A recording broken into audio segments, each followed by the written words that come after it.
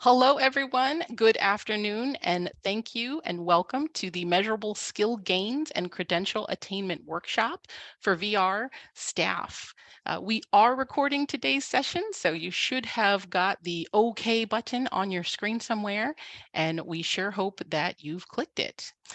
My name is Natalie Guzman. I'm the Resource and Support Manager for RSA and the Vocational Rehabilitation Program. I'm going to go ahead before I pop that PowerPoint up and ask Gina to introduce herself.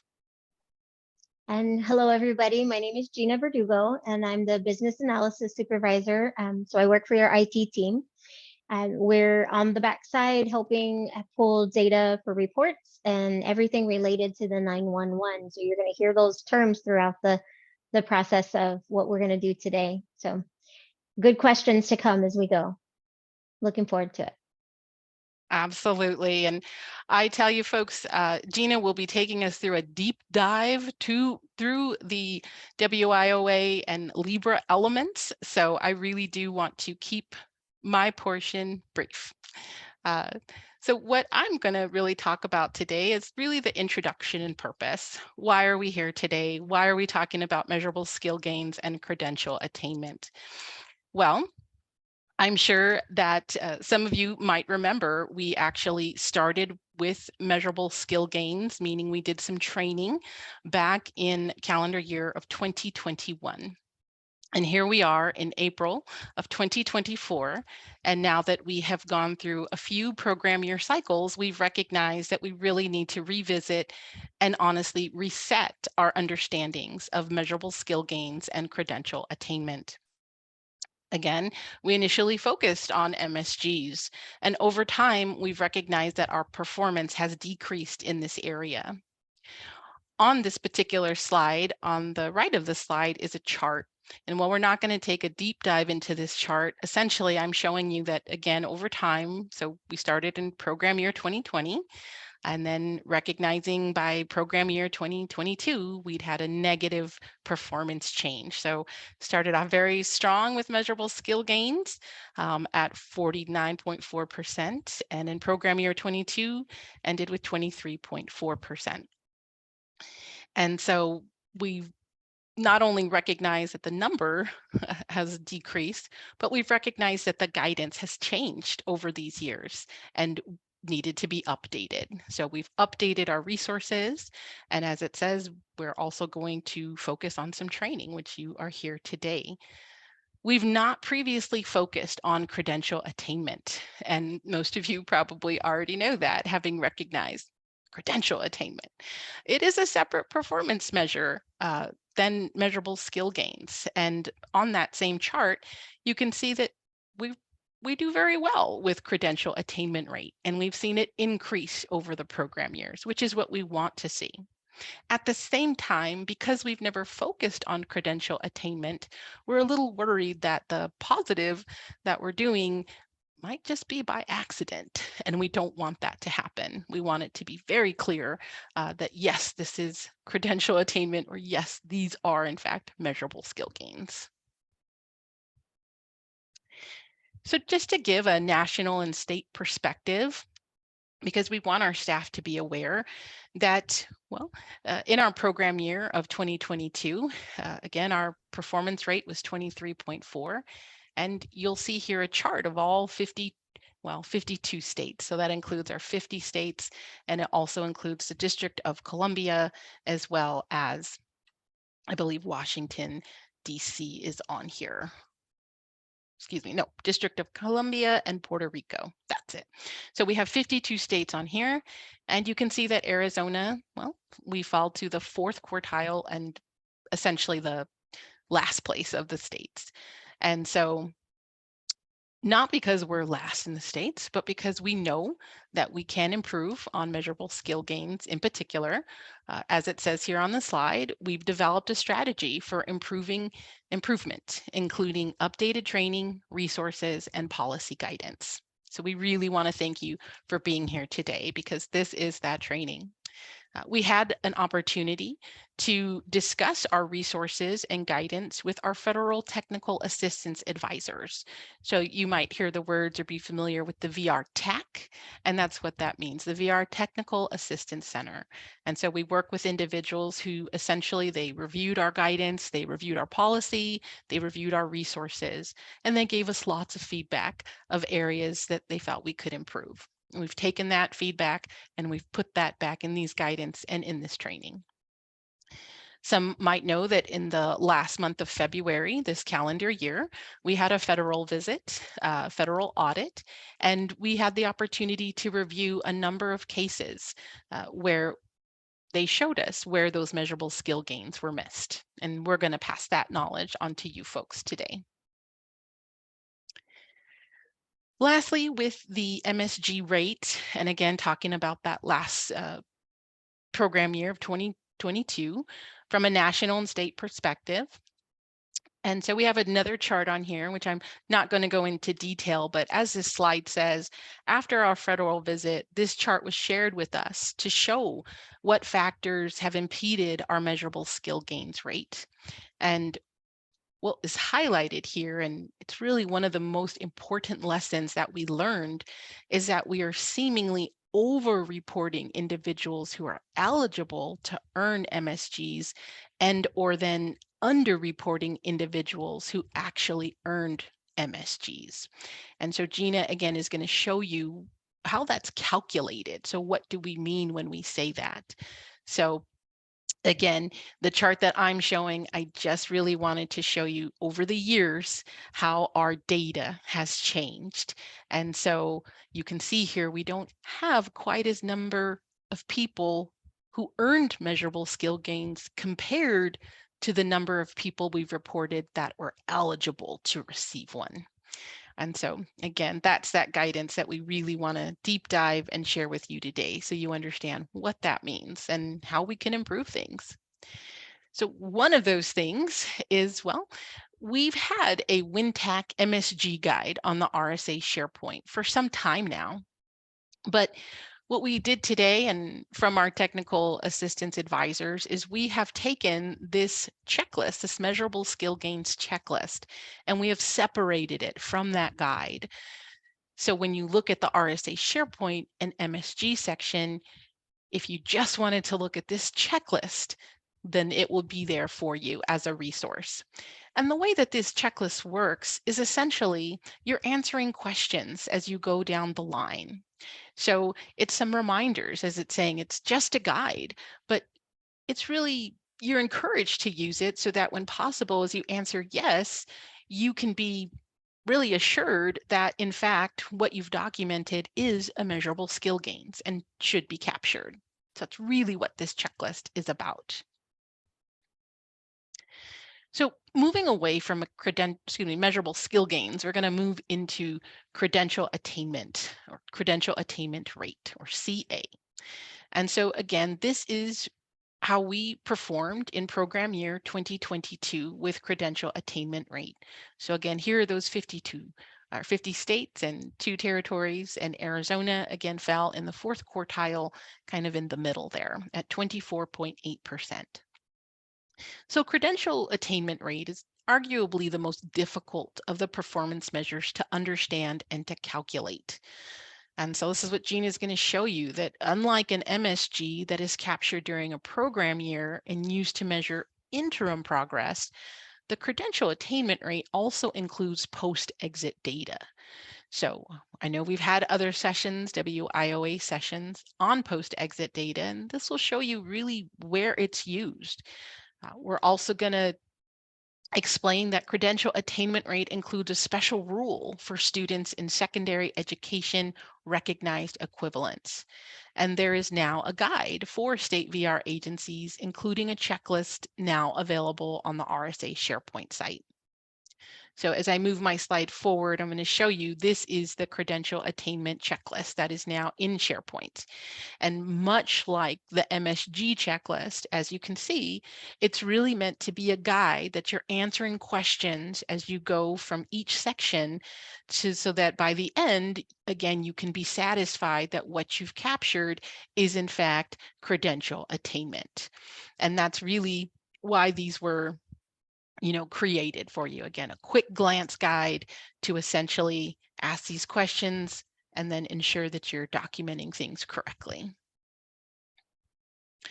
Now, of course, showing you these guides and these resources are, of course, about Arizona RSA internal controls.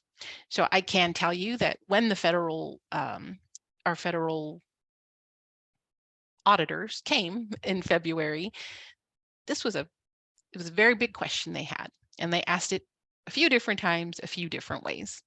And that's essentially, what is Arizona and state of Arizona? What do you have to ensure that you are capturing MSGs and credential attainments correctly? And so this was some of the things that we discovered and that we needed to share. One was that there really does need to be targeted case reviews by VR supervisors to ensure that MSGs and CAs are being captured and reported accurately. We have QAIA, which you all know are those quality assurance reviews, and those will include some MSG and CA elements. This is forthcoming, so hasn't been implemented, but it's definitely something we'd like to implement. As VR counselors and other staff who are assisting with the WIOA quarterlies, and particularly in regards to measurable skill gains, you're really highly encouraged to use a tracking system to ensure reminders are set for clients who are set to graduate from secondary school, post-secondary, etc., to gather transcripts and report cards. Here it is, April 30th, 2024. I know in May we're going to have several, of our TSW students and other adult learners that we're supporting. And so I expect we'll capture a number of MSGs in the month of May. VR staff who complete WIOA quarterlies are highly encouraged to start the form at the beginning of the quarter so that any potential errors or missed opportunities for capturing MSGs and credential attainments can be addressed prior to the form being certified. And Gina's going to talk about quarterly, why we even call it a quarterly, WIOA quarterly. And then lastly, the RSA policy revision for MSG and CA is forthcoming. So that was another some feedback from our technical assistance advisors.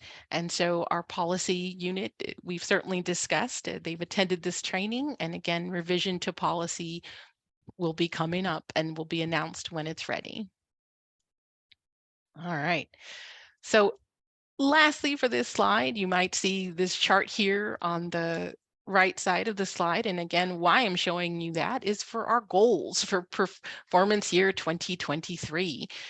Our MSG, we are very much need to see this move from the current 23.4, or how we ended it program year 2022, and we are shooting for 50% measurable skill gains.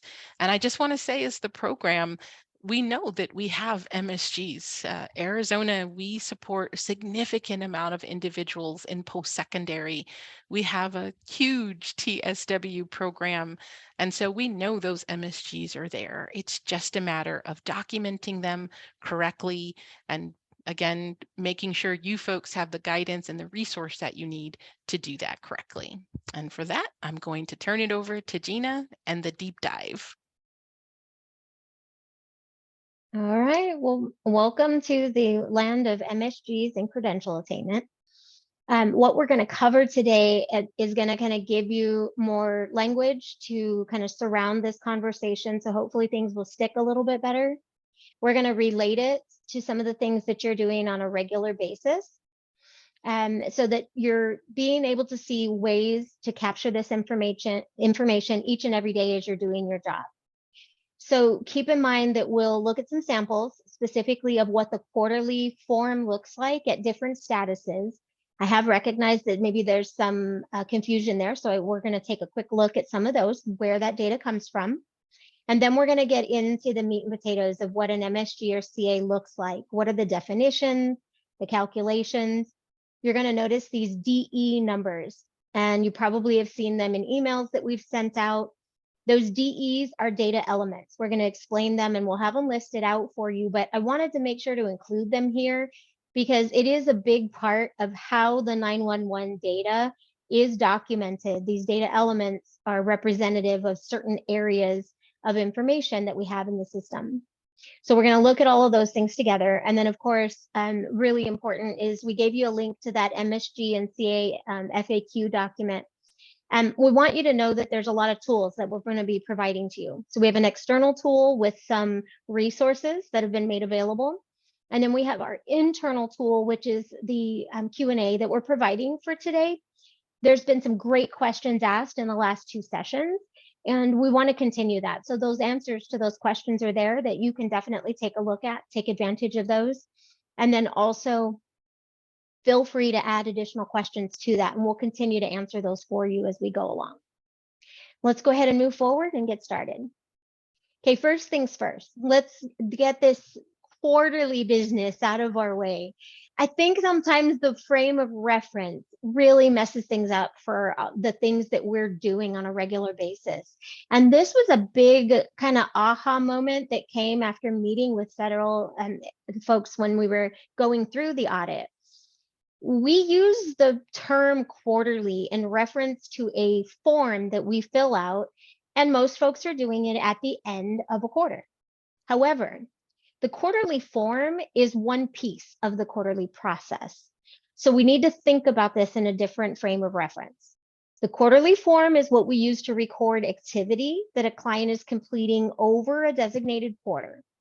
The information from that, as well as many other things that you fill out in your case file, are used to make up things like demographics, status changes, services being provided, lots of other pieces. So we want to make sure that that is something that is done during a quarter or throughout a quarter. So think of it in a more continuous process. You don't have to open the quarterly one time, answer the questions, and then check the box. You can leave it unchecked throughout the quarter, update it as you go to make sure you don't miss anything or in case you need to change something, and then continue along. Because remember, you can open it right from within the ECF as you're working with your client. So let's dive into that a little bit more. Okay, keep in mind that as you're working with a client, the actual quarterly document, which you see here on the right, is going to change slightly depending on the status that your client is in. We record different things at different times. When a client is in referral status or 0-0 status, this is what the form looks like. We're typically at this point only recording specific items on this document. You'll notice that student with a disability has to be filled in. And then we're going to talk about specific services. And only the pre-ET services are allowed in a 0-0 status. Because at this point in 0-0, this is not actually an active client yet. They're a referral. And so other services that we would normally record, you would not be recording. And that includes VCG. So keep that in mind as you're filling out your quarterlies when this next quarter is coming forward. They're not yet a client, so only pre-ETs at this point. Let's go forward one more. During status 2 and 10, your form is going to change, and you'll notice most things are going to look the same. However, there might be some updates. Each time that you fill out the document, remember, you should be double checking to see if the information is still accurate. So at this point, you're still logging in that student with a disability, but that might have changed. The age of your client can change that because it is based on the pre-ET's age range. So make sure that if they become over 23 years old in the previous quarter, that needs to get updated. So keep those things in mind. The only RSA services that can be recorded in this particular status are going to be the 9/11 service categories and the list that we have right here for you on the screen. If you want more information about this, you can get it in the services training documents that we provided. And keep in mind, your allowable services document is a great tool if you're not sure which category a service falls into. So keep that. Hopefully it serves you as a cheat sheet as you're going through. Let's take a look at the next one. Okay, at the point of status 13, some things start to change. Your form is going to look different. Different information is going to come forward. At this point, you've now filled out an IPE WIOA document, which gathers quite a bit of information. And the IPE itself gathers information that are included on our 911 report. So that is now going to impact the data that you're going to see on this quarterly form. You have new information coming over from the IPE, and you should be reviewing it and updating it each time you fill it out. It's going to carry things over from quarter to quarter from the previous, but every time you should be looking at it to ask yourself that question: has any of this changed? I did kind of give you some guidance here. The top section of the document comes from the EDW. The middle section comes from the IPE WIOA, but it also has that education information and the dates of achievement. You filled that out on the IPE WIOA. And then you're going to add that MSG section. And so this starts at the point of status 13 or higher, because one of those requirements is they need to be an active client. And that's when it starts, is when the plan goes into place. The last section on the form is going to be that services reporting. So again, here's a shortcut for you that you can use as you move forward. So hopefully we're tying some of these pieces together. Okay, let's take a look one forward. All right, here's a picture of the top of that document. So now you can see that there's more information on the document now that we're in status 13. So I've given you a couple pointers on the left-hand side, common things that we need to be aware of that maybe just kind of pass us by. But hopefully we'll kind of hone you in to know what you should be checking for updates each and every quarter as you go through. So make sure you review it, update as appropriate, just knowing that things can change for a client. I did include for you some of the common ones that come up. And so those are the ones that you're seeing listed here. And so if you've received emails from us in the past, this is probably some of the ones that you're receiving from us. Let's go again one forward, Matt. Okay, when we get to this middle section, here's where we start to have this conversation surrounding what our client is doing in the terms of things that are related to MSG and credential attainment. So after you've done the IPE and the WIOA, the IPE WIOA, new information has populated here in these sections. So the program involvement info, that could change.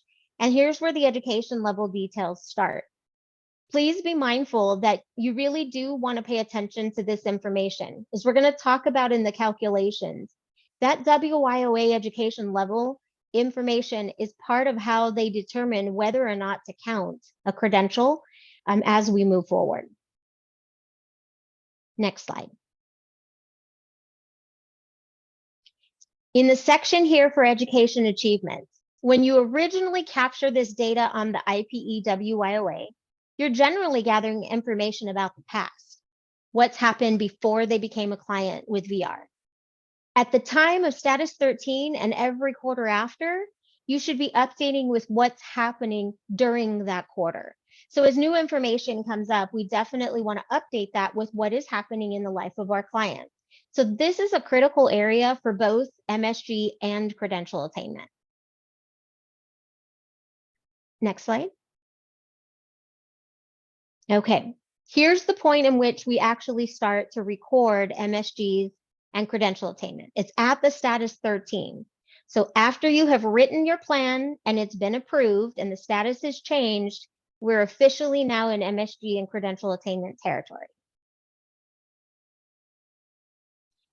MSG is the one you're more familiar with, so we're going to start there.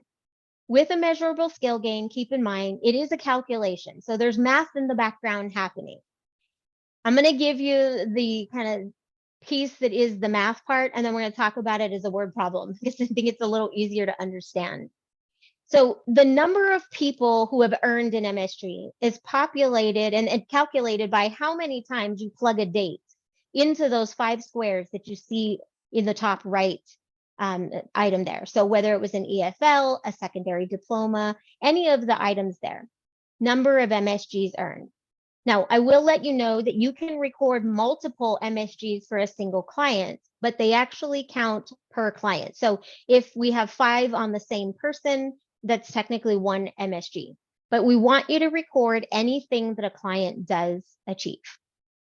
The bottom number is how many clients are enrolled in a program, okay? And so I've actually taken that specific item and cut it out. So think of it as that equation. These two pieces are both necessary for an MSG to be recorded. So earlier, Natalie told you that we might be under-reporting or over-reporting some of our items. And this is where the culprit came in that we realized was a part of our challenge. The good news is you guys are reporting MSGs, but you're not always enrolling the client that you're reporting them for. So that's one example. Or maybe we've enrolled the client, which is the one on the bottom, but then we never reported any MSGs. Either of those two pieces makes a difference in what that calculation is going to be at the end. That's how the fraction is made up. So number of measurable skills gained divided by the number of clients enrolled. And these two fields are the ones that are going to be a part of that. So please keep that in mind. Throughout the presentation, you're going to notice that little note anywhere that we have MSG's credential attainment mentioned, recording, supporting documentation is required. So please make sure that you're collecting that as you go. All right, let's take a look one board. When we want a calculation to be performed MSG, they're looking at several pieces of information. So it's not strictly, did I put a date in the box?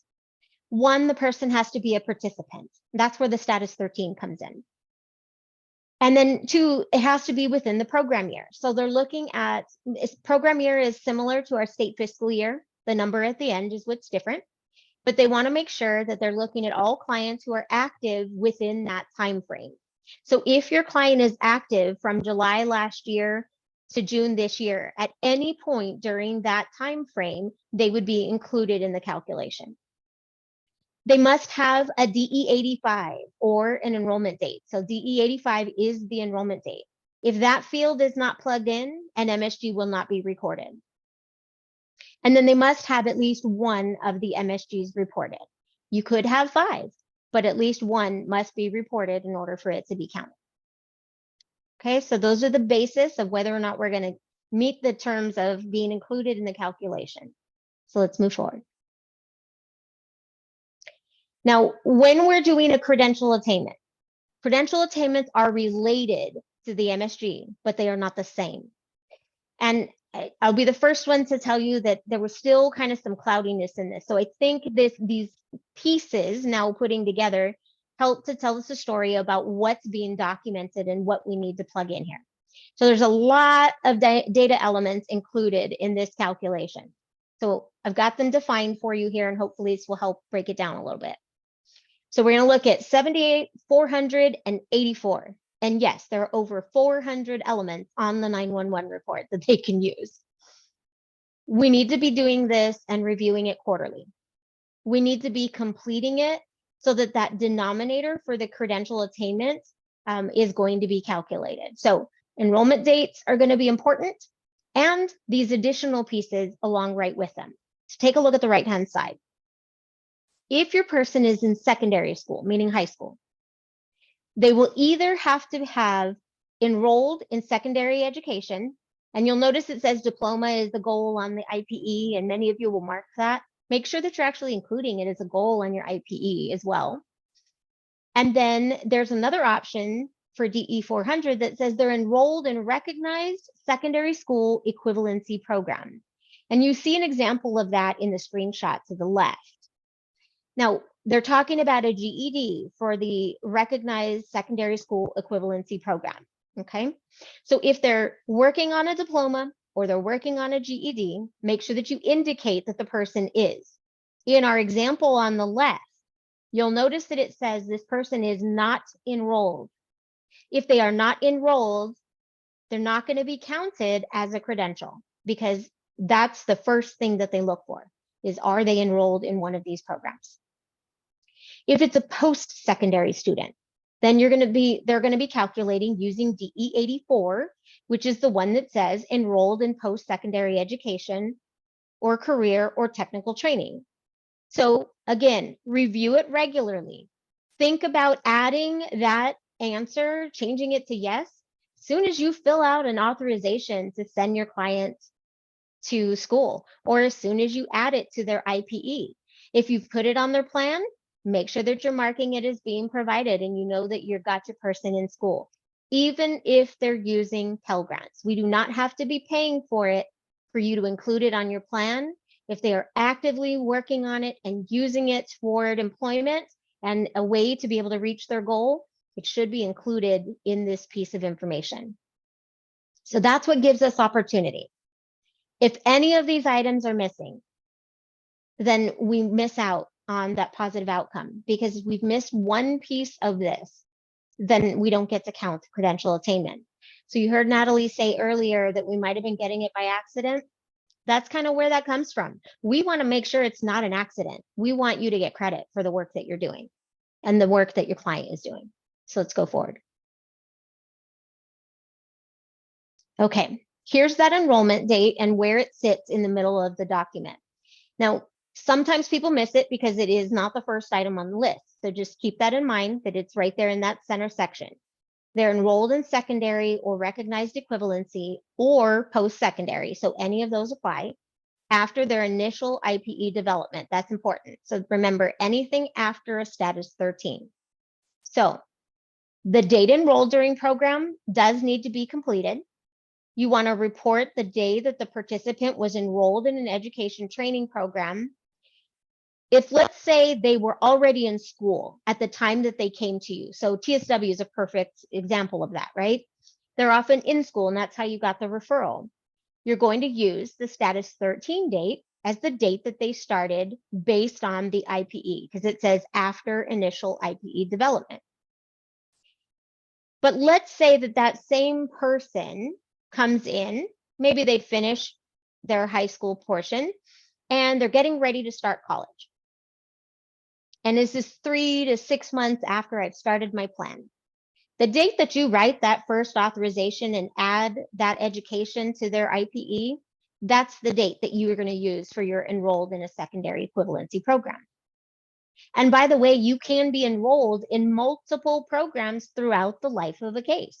So as a TSW student, I could have been enrolled when I started because I came from my high school, and then completed and disenrolled when I graduated from high school. And then the next semester I went to college. So I have a new enrollment date that applies to my college and post-secondary. So keep that in mind. Again, we update it along the way for what is happening within each quarter and throughout the time of the quarter. So it's an ongoing process. Okay, so this data element is going to help us with that MSG calculation. It's the denominator, the number on the bottom that we're dividing by. If it doesn't apply to an individual, please make sure you leave it blank. We don't want to put something into this if it doesn't apply, because guess what? That denominator being bigger means that our fraction or our percentage gets smaller. So we want to be mindful of what we're plugging in. Now, the top right-hand corner. This is a notation that I want you to be aware of that I was not aware of. It's kind of news to me, but is really a critical one. If you have a client who is enrolled in a special ed program that is not leading to a diploma, but to a certificate of completion, you're not going to enroll them on this document, because those they don't count toward an MSG. It has to be a diploma or GED or secondary equivalency.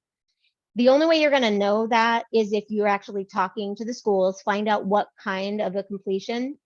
A good example of that might be a student who is staying in school until the age of 23. They're remaining in high school and they're aging out, I think is the way the term I saw on the ADE website. They're aging out of high school and getting a certificate of completion as opposed to graduating. So keep in mind that that particular scenario, you do not enroll them because it does not count as an MSG. All right, let's move forward. Okay, credential attainment. again, is related to the MSG because that denominator is the same pool of people. However, where credential attainment kicks in is that's the percent of the participants that are enrolled who attained a post-secondary credential, secondary school diploma, or recognized equivalent. And here's the cool part. Not only during participation while they're an open case, but for up to 1 year after. So that's the stuff that gets us those additionals. Now, the fields that you see here and their DE numbers we broke them out based on which kind of a degree or education program they're working on. So secondary is going to be the diploma and the equivalency dates. Post-secondary is going to be any of the regular college degrees, the vocational technical license, the technical certificates, and we've given you a couple of examples here of what might apply in those areas. And then, of course, any recognized credential, and again, some examples. You also have that credential attainment checklist that you can use in case you're questioning whether or not the one that you're looking at might be included. Now, the post-exit pieces that are also used to help us, I've listed down here. There is on the post-exit document a date of attainment of post-exit recognized credential and a type of credential that is at the top of that form. I will tell you, this is not a commonly filled in item. I don't usually see more than maybe 5 of these in a quarter, and that's for the entire state. But it doesn't mean that you couldn't get that information. If you have a client who stays in contact with you and reports a credential attainment after they've left us and closed, you could still record it here. And we'll look at an example of how that might happen and how it's being used in other places. So those who obtained divided by the number that enrolled for up to 1 year after they exit the program. Let's go to the next one. Okay, so now just to put and kind of reframe our thinking, again, what needs to happen in order for this person to count on our credential attainment on our MSG?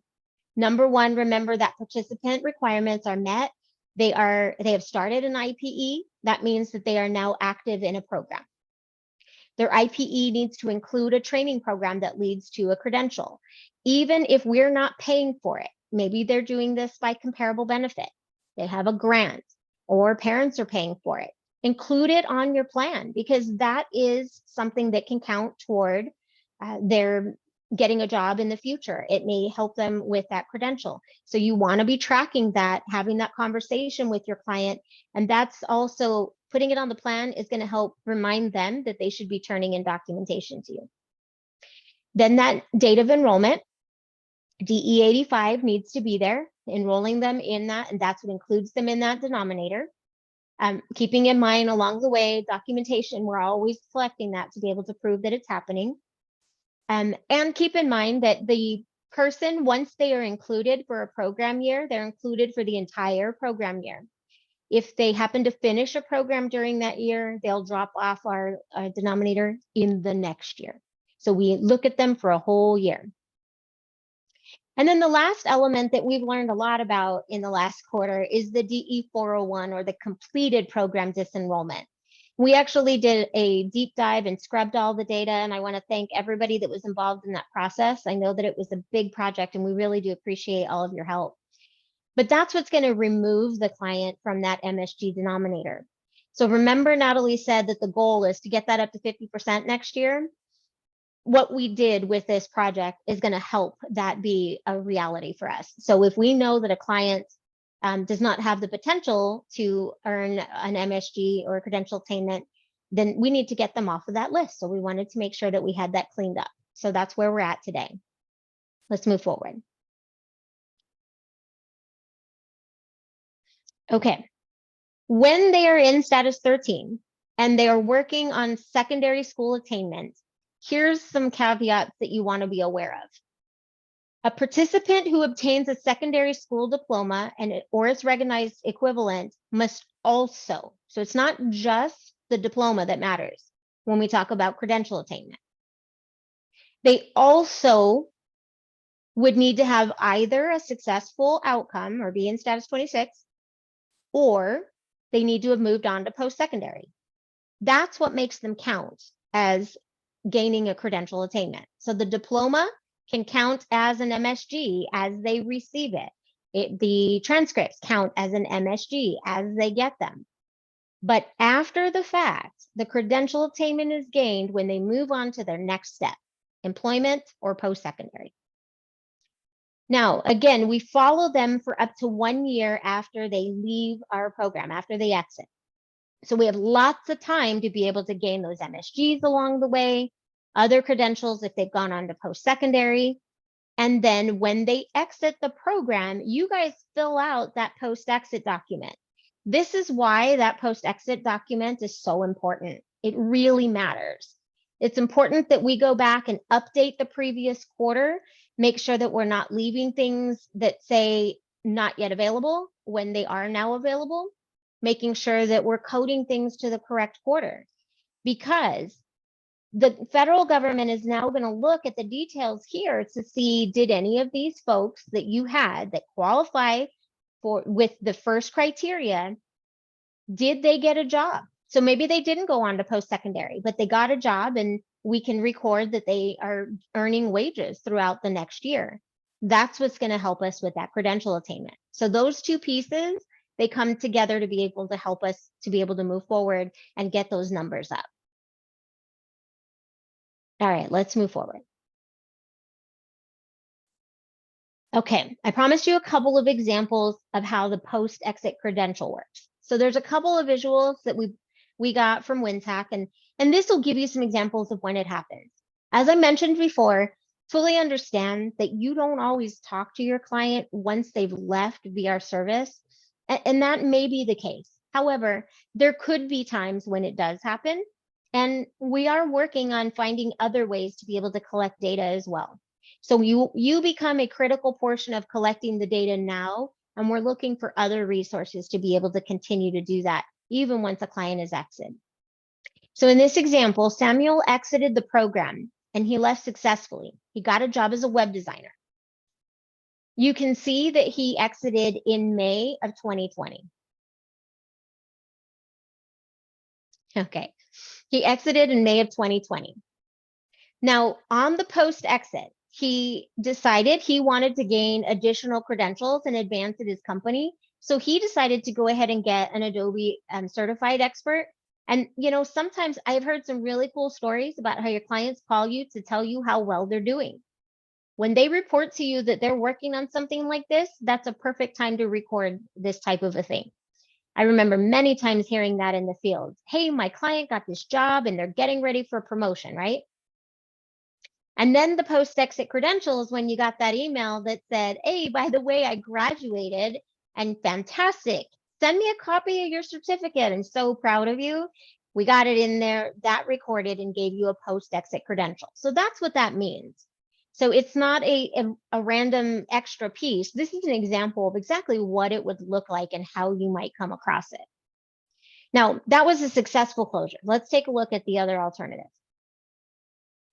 So this time Samuel exited the program unsuccessfully. So he was in status 28, and the famous unable to locate came into play here. Now, at the time of exit, he had not successfully completed his associate degree. And as far as we knew, he hadn't enrolled in any other training program. And he did lose touch with VR at that point, but he did complete the degree.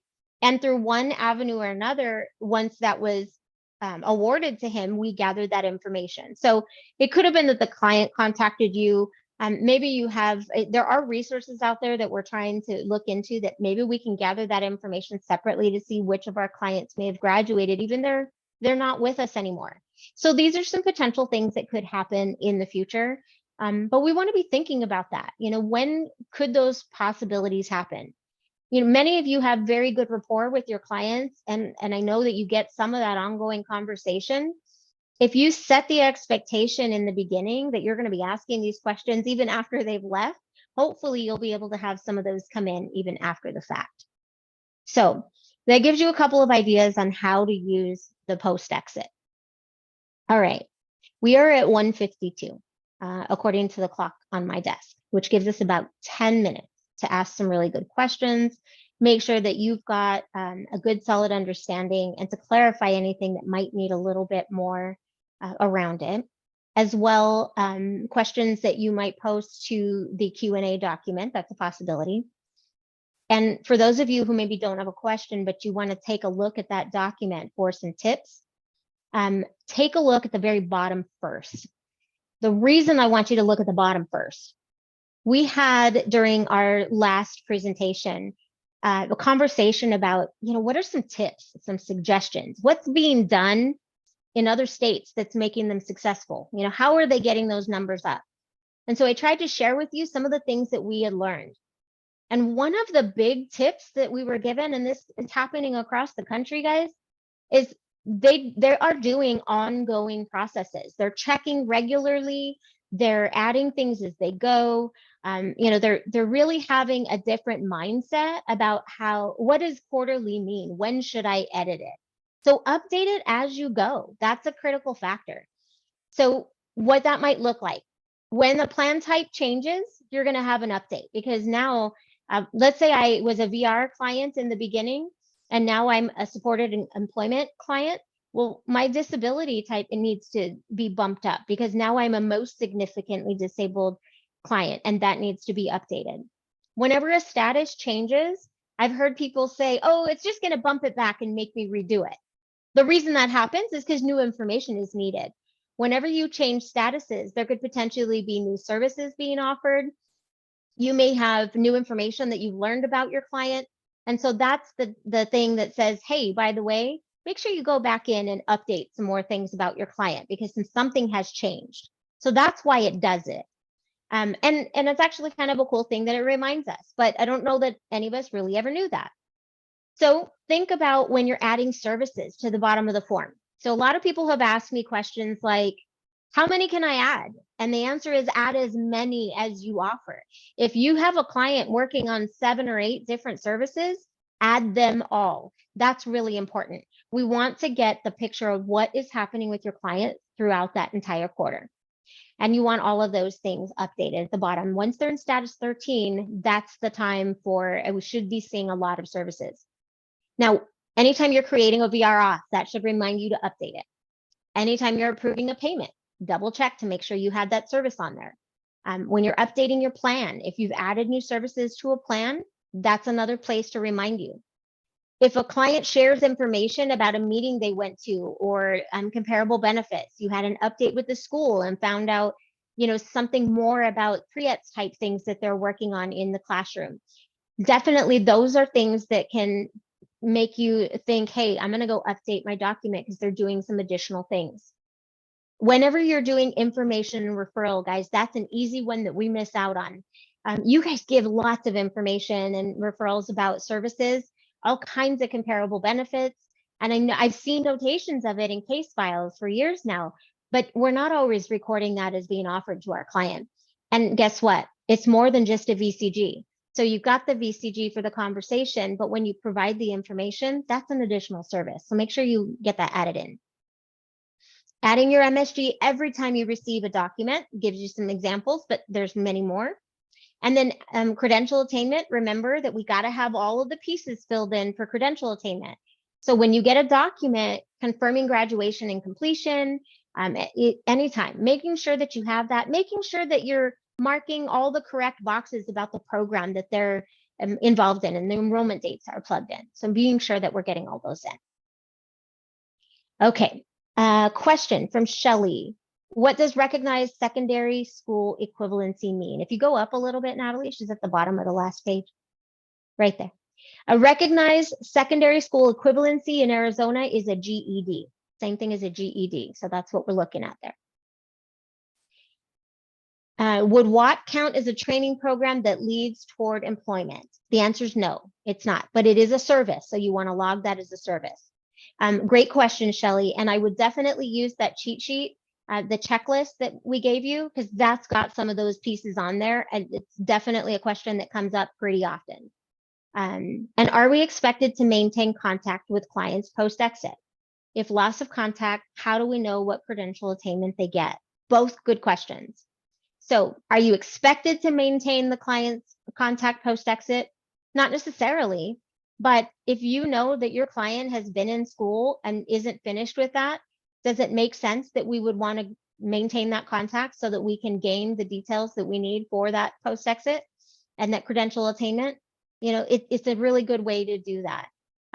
But setting up the expectation with a client in the beginning when they're in college, that if those things happen, so that they know that, hey, I really want to hear from you. I want to know when you reach those milestones and those successes. That's important. If you lose contact, you may not know that a credential attainment has happened. We know that. There's times when we don't know. However, there are times when we could, and we're also looking for more avenues to be able to gather information like that. So more to come on that in the future.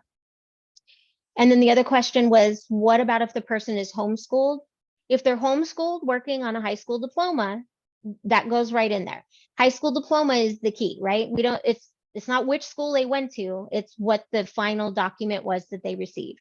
So if they're homeschooled working on a regular certified high school diploma and or a GED, then that would be able to count. That's the piece. Good questions. Gina, I just wanted to read a question that we also received in the Q&A. Yeah. So thank you, somebody, for using it, because we don't usually promote it, but I always forget it's kind of there. So it was just an anonymous person, and I will put it on our Q&A, which the question was, can an unofficial transcript count as documentation for an MSG, or must it be an official transcript?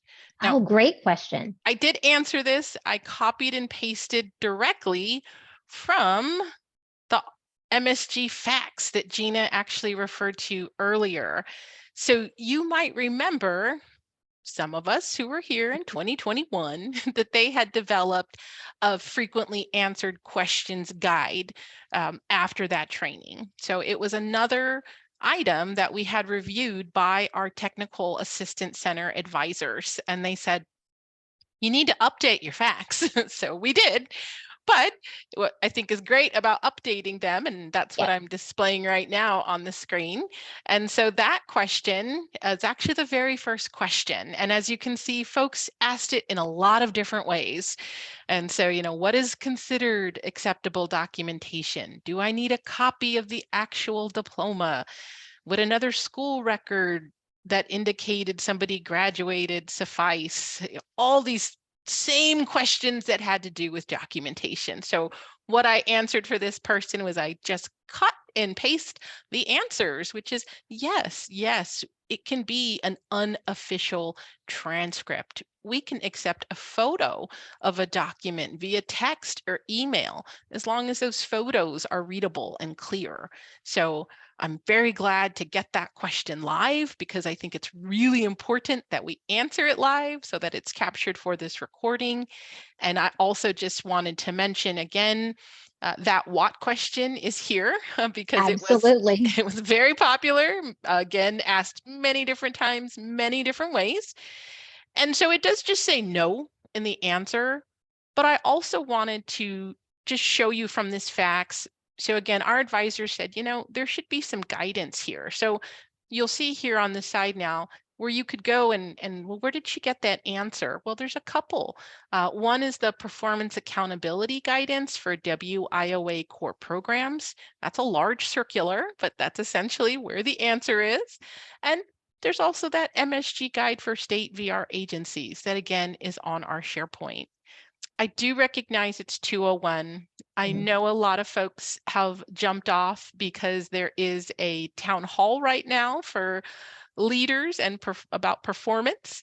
I too must attend to that in a minute. Yes. But what I also just wanted to show, since we are being recorded, so this is our RSA SharePoint. And I just wanted to take just a minute here to show you where you can find all the resources.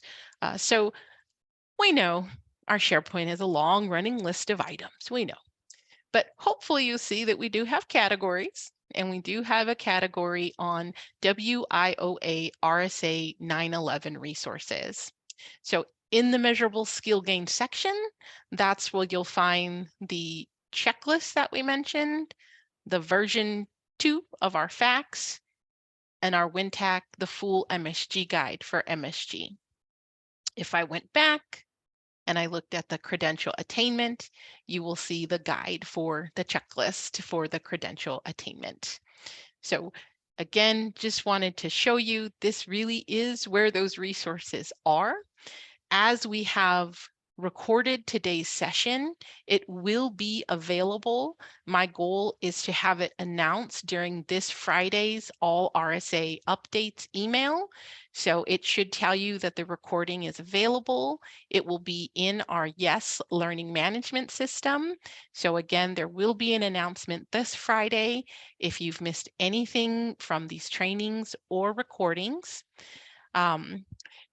I did just see Stephen's question, so let's see if I changed the enrolled in secondary school or equivalency area is updated on the quarterly is corrected. Will it update on the IPE WIOA? That is a good question. The answer is no, and that's okay. Because remember that the IPE WIOA is what was the status of the client at the time the first IPE was recorded. And each quarter you should update based on what's happening in the quarter that you're working in. So if you've done it on the new quarter, you're doing exactly what you need to do. Just keep doing that going forward. You do not have to go backwards. Perfect. Good question. Thank you.